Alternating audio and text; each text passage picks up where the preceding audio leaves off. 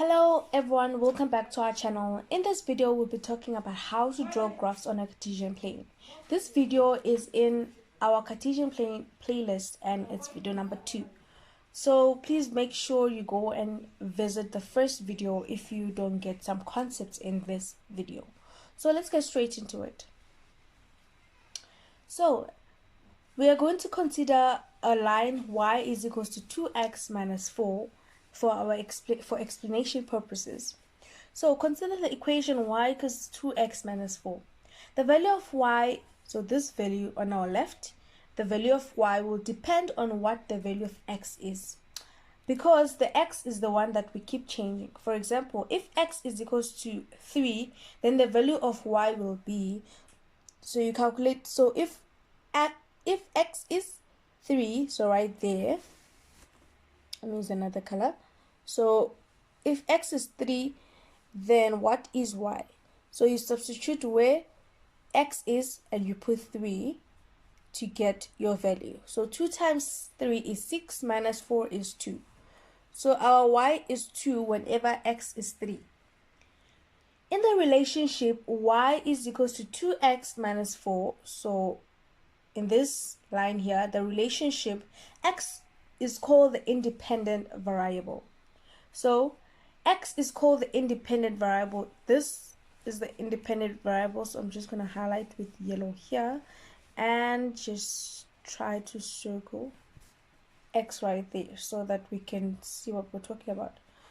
So x is called the independent variable because any value for x can be chosen randomly or independently, so it does not depend on anything. It is the one that we keep changing. So if you know what an independent variable is, it's a variable that we keep changing. It does not depend on anything. It's independent, right? And then we get y, which is called the dependent variable. So I'm going to just circle it with the red there and then circle it with red. That's our dependent variable. As you can see, y is on our left hand side. So to get y, we need a certain value of x. So as we keep changing x, y keeps changing. So y depends on the value of x. Y depends on what we put or we substitute x as.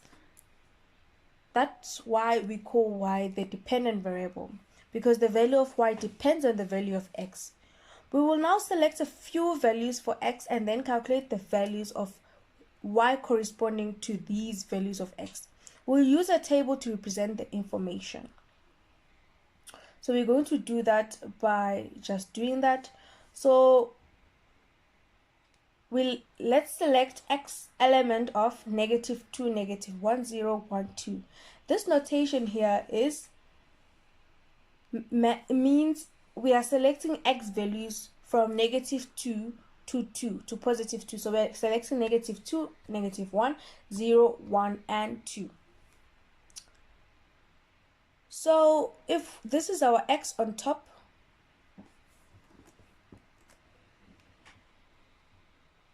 and that's our y. If our x is -2, -1, 0, 1, 2. So if our x is -2, this is how it will work. So I want to write it down just there on the corner so that we can see what we are talking about. So we mean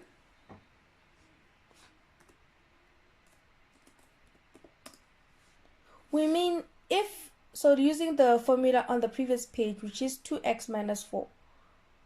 So we mean y, if y is equals to 2 and our first value, as you can see right there, is -2.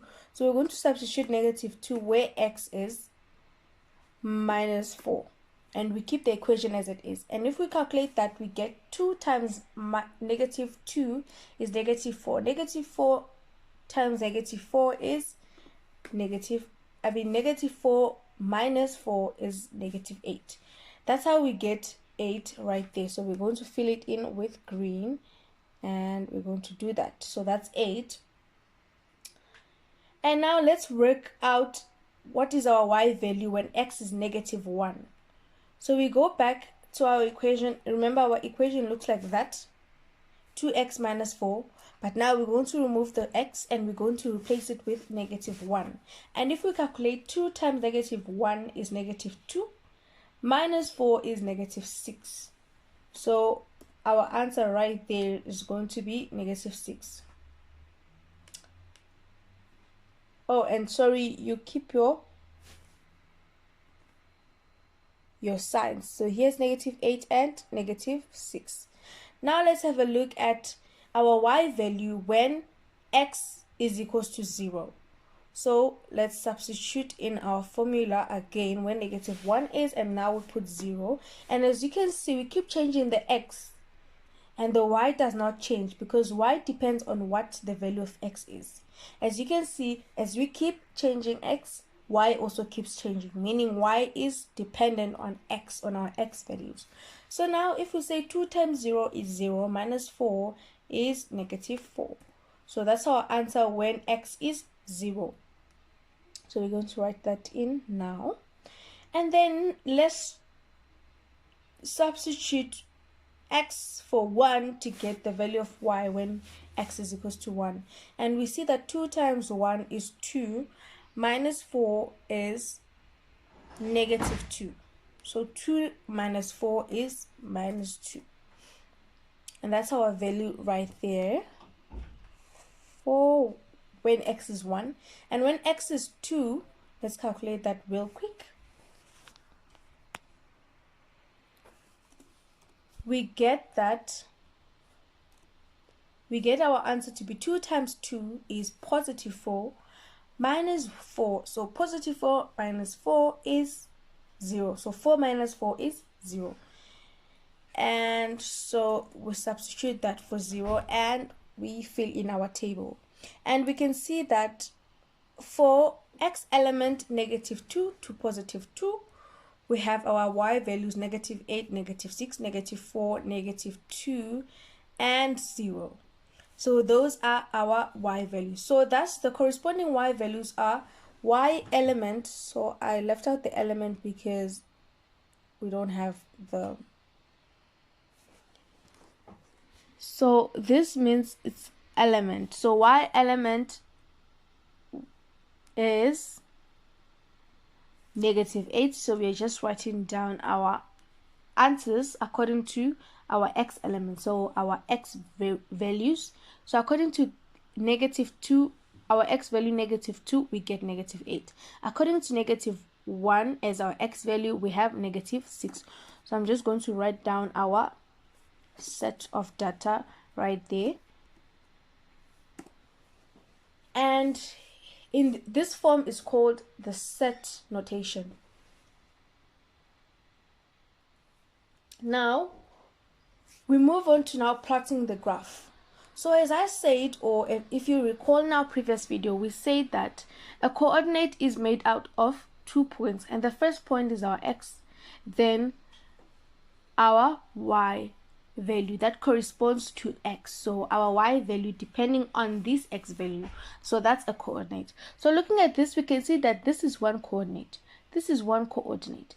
This is, so let me use different colors so you can see what I'm talking about. This is one coordinate. This is one coordinate. This is another coordinate. And that is another coordinate separated by a comma, separated by a comma, separated by a comma. So our first coordinate is the x coordinate and our second coordinate is the y coordinate. So now let's take this table or these coordinates. So in this case we have 1, 2, 3, 4, 5. We have 5 coordinates, so we need 5 points on our graph at the moment. So let's quickly plot on our graph. So we have -2 to -8. -2 is our x value, right? -2 right there is x, and our y value is -8. So you're going to go to -2, which is right there. I'm going to use a different color. Let's use yellow. So there's -2, right? And from that point, so let me just recap on how to plot a point. So from the origin, we can see that our x value is a -2. So we move 2 times to the left. So from the origin, which is where the two x's meet, we move 2 times to the left. So 1, 2, and we're at -2. Then from that point, -2 on our x-axis, we move 8 times downward because our y is -8. So we move downward 8 times. So 1, 2, 3, 4, 5, 6, 7, 8. Yes, and then let's go back. So we have our first point, and let's make it a bit bigger to just differentiate it from the points we are making that are helping us to plot the points. That's our first point. And then we look at -1 and -6.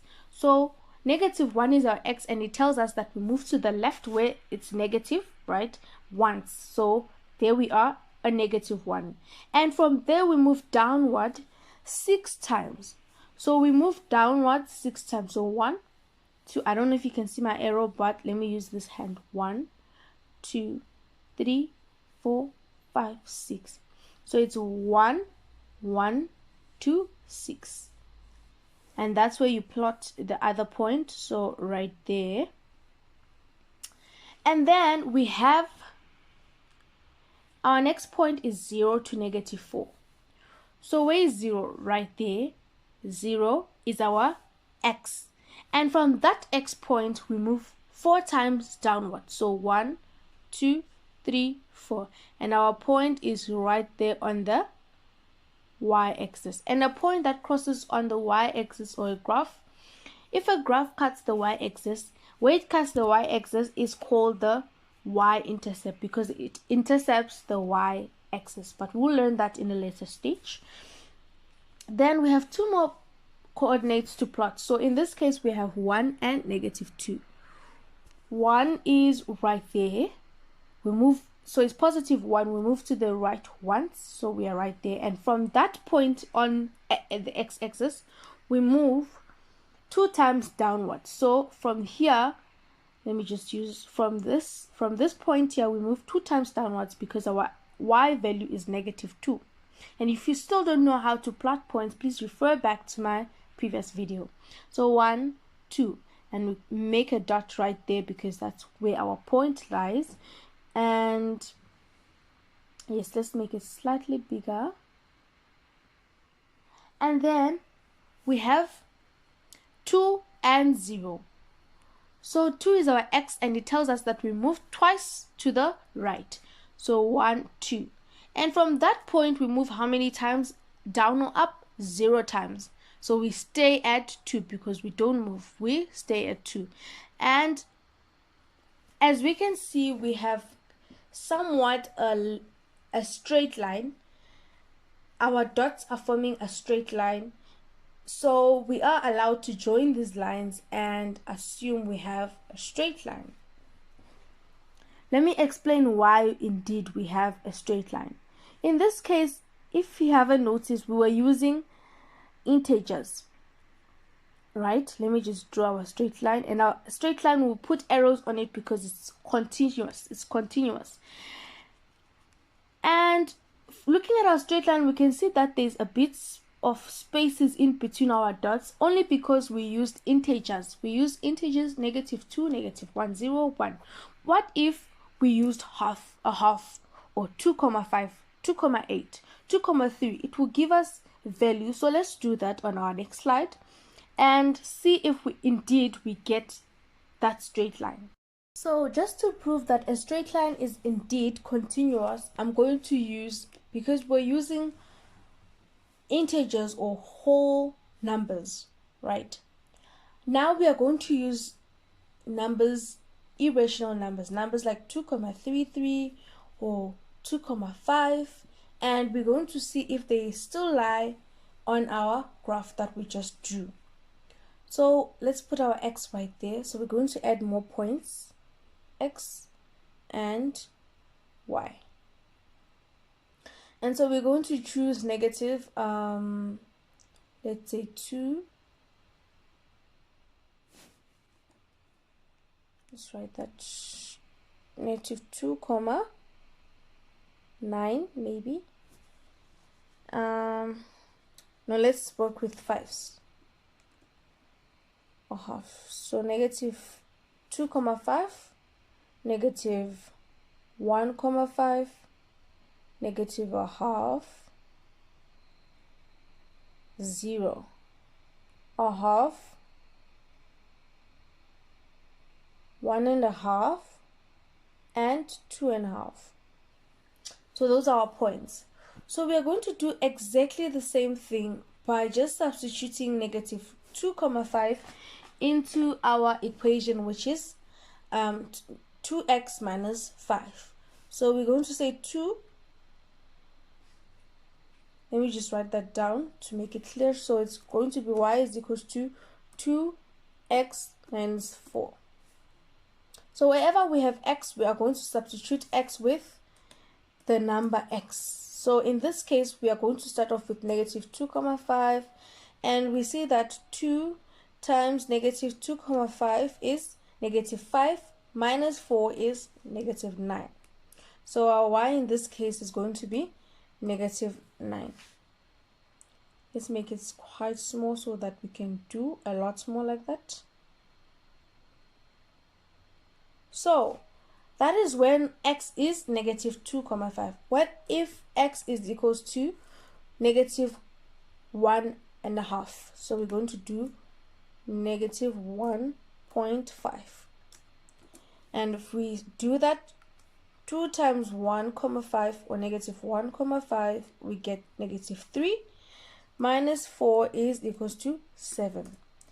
Now what happens when y is equals to a half, negative a half? So it's going to be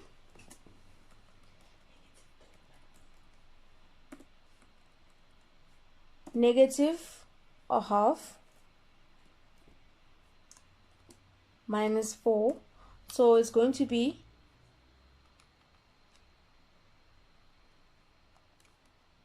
negative 1 minus 4, which is negative 5.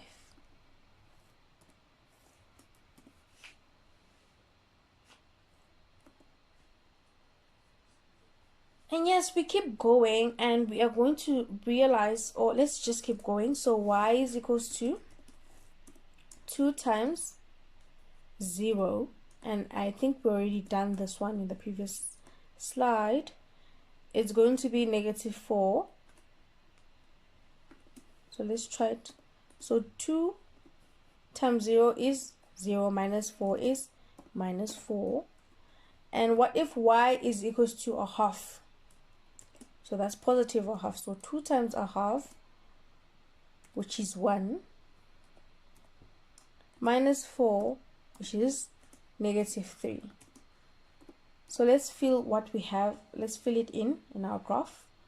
We're going to have negative 9, negative 7, negative 5, negative 4, negative 3. So let's substitute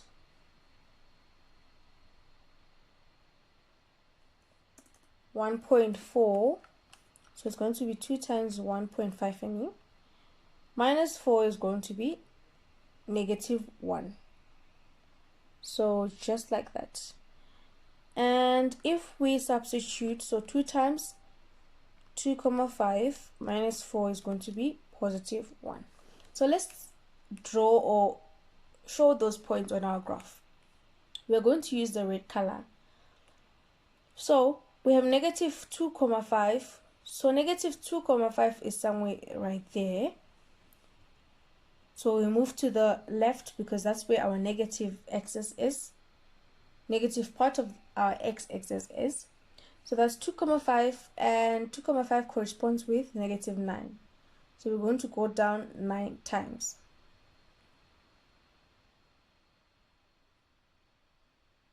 Okay, let's pretend 9 is down there. And then we have negative 1 comma 5. Negative 1 comma 5 is somewhere there. And the y value corresponding to that is negative 7. Negative 7 is right there. So we're going to move down something like that. and negative 7 is right there. And as you can see, our line really does fall on top of that line, straight line we just drew. Okay, let's go on. Negative a half, and negative half is right there, corresponds with negative 5. So let's see if it really does correspond with negative 5 as our y value.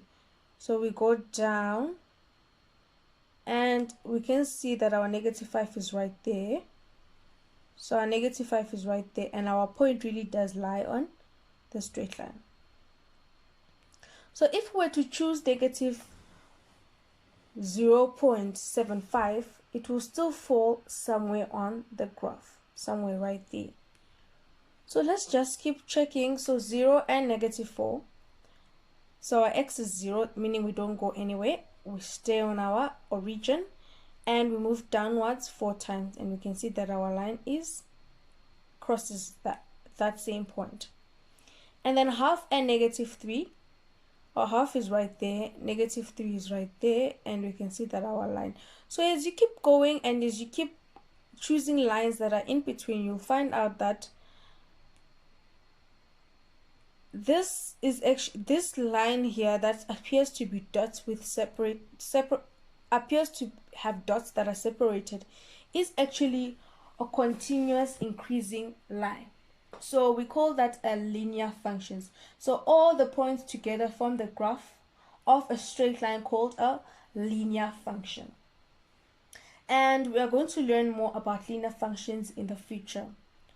This graph is therefore made up of many points, and the graph moves from being discrete, so meaning the dots are far away from each other, to becoming continuous. The values of x are no longer restricted to integers, and all real numbers are used as inputs. So we use all real numbers as inputs. So what we do is simply draw a straight line through a few points to indicate the continuous nature of the graph, because it's very ridiculous to choose points like 0, 1, 0, 2, 0, 3, 0, 4, 0, 5. That will not, it will still form the graph, but it's quite ridiculous. Why not just choose whole numbers like 1, 2, 3, 4, or 2, 4, 6, 8, or something like that? Arrows are drawn on either ends of the line to indicate that the points continue to increase in number in either direction. So as you can see, my black line has arrows because it shows us that the more you keep plugging points, if you plug 10 into 2 times x, which is, so we substitute x as 10, 2 times 10 is 20, minus 4 is 16. So this point here on 10 is going to be somewhere there, up there.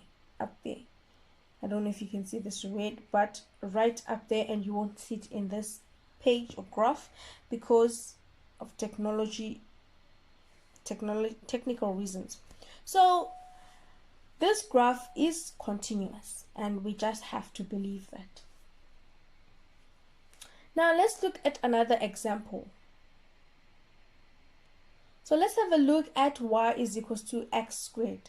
So the first thing we do is to just choose numbers, just choose numbers that we are going to choose as x. So we're going to represent y through x by choosing numbers for our x values. So in this case, we're going to start from negative 2 as always, negative 2, negative 1, 0, right?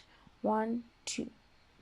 Or maybe start from negative 3, negative 2, negative 1, 0, 1, 2, 3. You can choose any points on x that you want, and it should still make mathematical correct. It should still make sense mathematically. Excuse me for that. So now we are going to say what happens to y, or what is the value of y when x, as you can see, our graph is x squared, right? So we are going to substitute x in this case, and we're going to substitute it with negative 3. So if you say negative 3 squared, we are going to get 9. If we say negative 2 squared, we are going to get So negative 2 to the power of 2, we get 4. And if you keep punching that on your calculator, you'll get the following values. So I just want to save time for us, and we're going to get 9, 4, 1, 0, 1, 4, and 9. Now we have coordinates, so this is our x and y for the first coordinate, and so forth. So now let's have a look at how we would plot the points and then join the points to create a graph. So for our first point, we have negative 3 to 9, right? Negative 3 is our x value, meaning from the origin where my green point is, we're going to move 3 times to the left because that's where our negative number line is. So we're going to move 3 times, and notice that our units have changed. So we start with negative 2 to negative 4, negative 6. So we're counting in twos. So we will need to find negative 3, which is in between 2 and 4. So negative 2 and 4. So that's where our, so it's right there in the middle. That's our negative 3. So we said negative 3 to 9, right? Positive 9. Anything squared, so that's a rule that we're going to learn in a later stage. Anything squared is positive. If it's a negative number like negative 3, as you can see in this table, negative 3 and 3 squared will still give you a positive 9. So we go to negative 3 and we move upwards 9 times. But considering that our y-axis is labeled in twos, we're going to look at where 9 is, and it's going to be right there where my green dot is, and I'm going to make the dot bigger to just indicate that that's where our first coordinate is. And we are going to look at negative 2 to 4.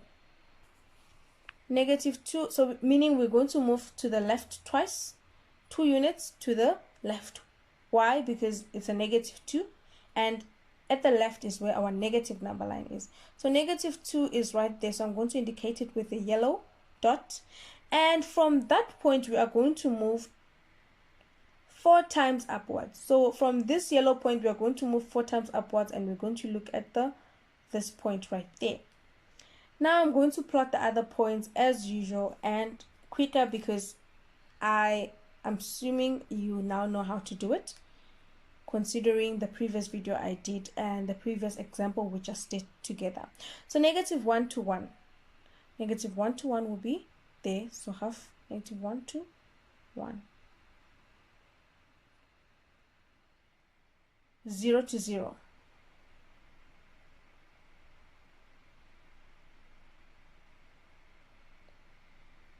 1 to 1.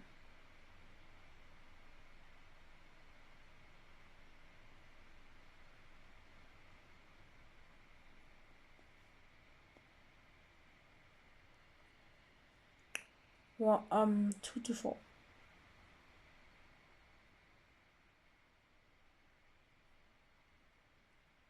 3 to 9.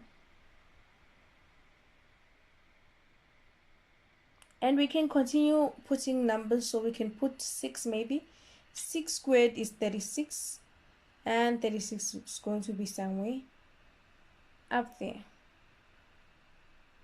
Let's choose 4 for now. 4 squared is 16. Negative 4 squared is also 16, and you can double check that with your calculator.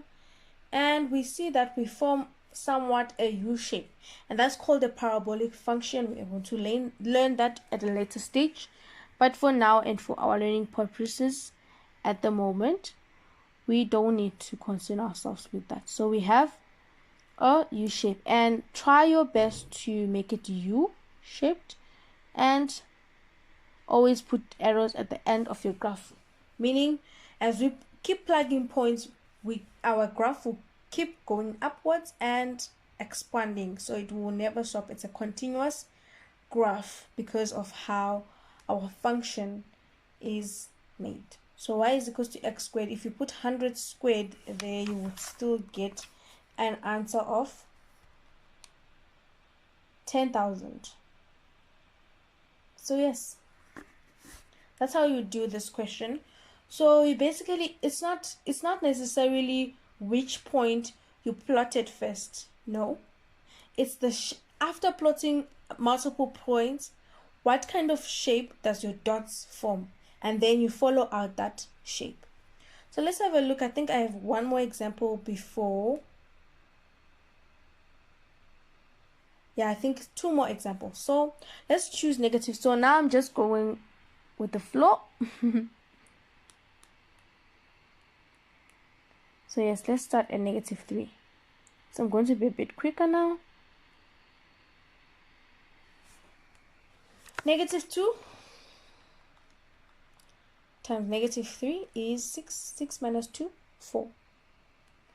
-2 times -2 is 4 minus 2, 2.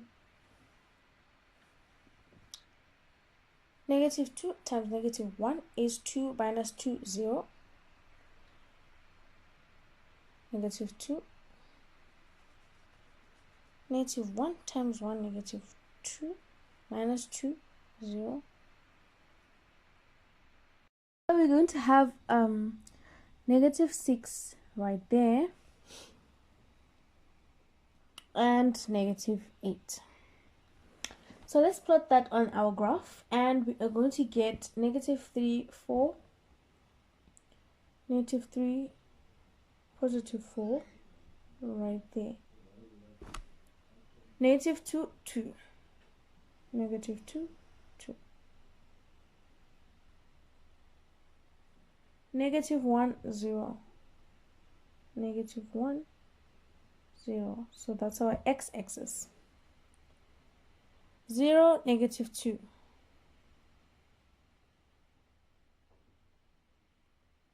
1, 0. Okay, 1, 0. Okay. 2, -6.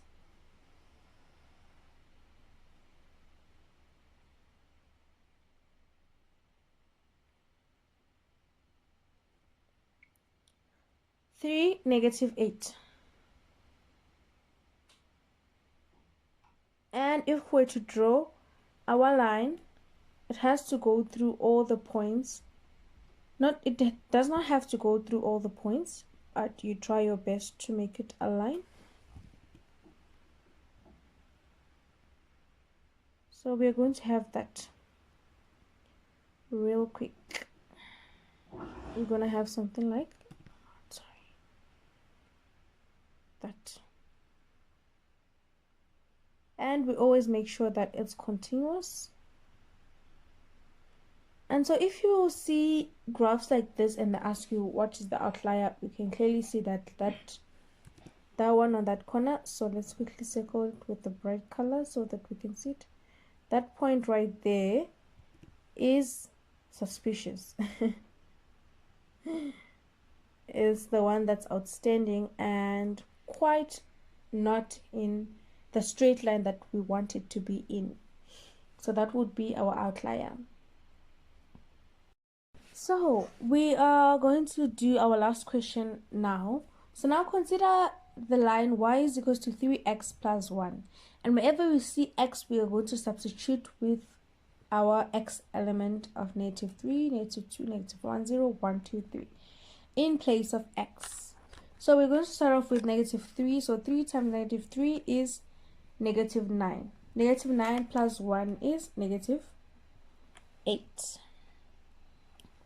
Then we have 3 times -2, which is -6 plus 1, -5. 3 times -1, -3 plus 1, -2. 3 times 0, 0 plus 1, 1. 3 times 1, 3 plus 1, 4. 3 times 2, 6 plus 1, 7. 3 times 3, 9 plus 1, 10. And that's just how you do it. Now we have coordinates, so we can just plot it. -3 is right there. -8 is right there.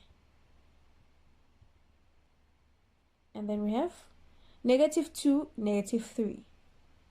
-2, -3 somewhere there. Yep. -1, -2. -1 right there. -2.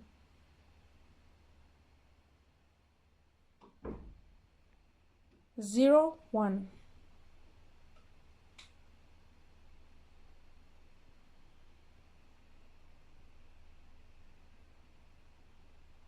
1, 4. 2, 7.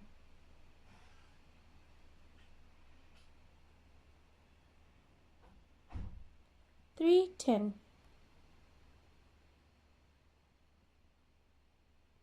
And we can see that it forms somewhat a straight line, so we're going to join it quickly. So we're going to try to join it where